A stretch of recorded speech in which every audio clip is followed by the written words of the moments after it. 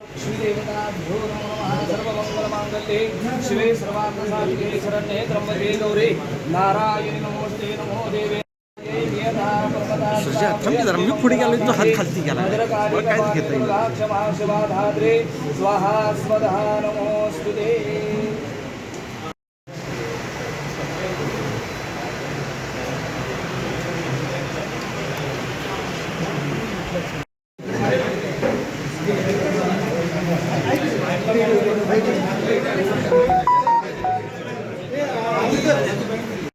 बाबाच्या देवळात आल्याबद्दल मी आंब्याचा दास आहे, हो दास आहे. आम्ही पण आंब्याचे दास आहे. त्यामुळं आणि तुमचं ऑपरेशन होईल, काळजी करू नका. सुखी समृद्धी होईल.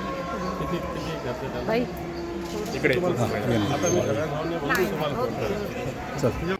खरं तर ही शक्ती देवता आहे आणि ऊर्जेची पण देवता आहे.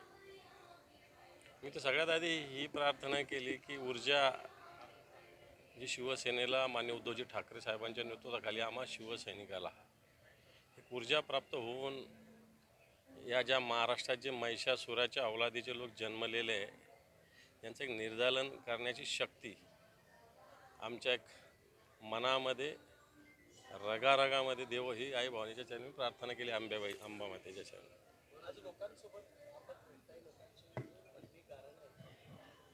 खरं तर तुम्ही जनता दरबार घेताय, शासन आपल्या दारी असं कार्यक्रम घेऊन शासन म्हणते की आम्ही सगळे प्रश्न सोडवले.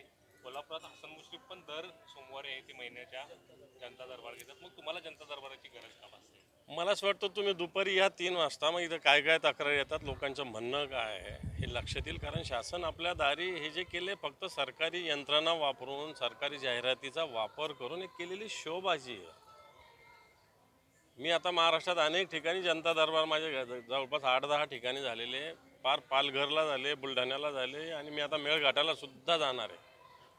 मी राजकीय हेतूनं जात नाही, मी या हेतूनं शिवसेना प्रमुखाच्या विचाराने जातो की 80% समाजकारण करण्याच्या हेतूनं. कित्येक घराणे असे, परवा श्रीरामपूरला एका वृद्ध माणसाचं 27 वर्ष जुनं काम मी 10 मिनिटात मार्गी लावलेलं आहे. मी म्हणजे शिवसेनेनं.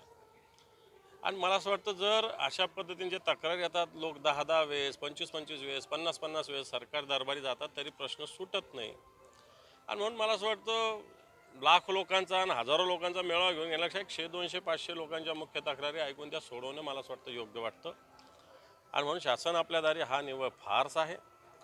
जनाधिकार हा जनतेच्या हक्काचं व्यासपीठ, कारण जनतेचा अधिकार आहे त्याचे प्रश्न सुटले पाहिजे. परंतु सरकार दारू नुसतं शासन आपल्या दारी म्हणतं, पण शासन कुठं दारी जातं आहे? मंत्रालयात जाऊन बघा लाईन किती लागलेल्या आहे.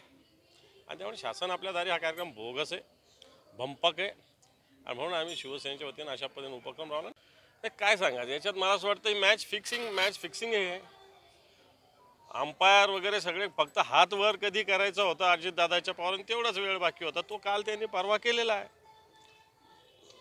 जसं शिवसेनेच्या बाबतीत घडलं, अख्ख्या जगाला, हिंदुस्थानाला, महाराष्ट्राला माहिती आहे की शिवसेना कोणाची, तशीच राष्ट्रवादी काँग्रेस कोणाची आहे, अर्थात शरद पवार साहेबांची आहे. आणि असं असताना बहुमताच्या बळावर, बहुमत पक्ष म्हणजे नुसते लोकप्रतिनिधी नसतात, ते वारंवार सिद्ध होऊनही अशा पद्धत निकाल झाले. याचा अर्थ लोकशाही पूर्णपणे गुंडाळून ठेवलेली आहे. निवडणूक आयोग हा भारतीय जनतेच्या कार्यालयात काम करणारा नौकरदार झालेला आहे, अशी स्थिती झालेली. एका बाजूला आमदार गोळीबार करतायत, दुसऱ्या बाजूला मुख्यमंत्र्यांचे फोटो गुंडांच्या सोबतचे किंवा जे नामचीन गुन्हेगार आहेत त्यांच्या सोबतचे फोटो व्हायरल होत आहेत.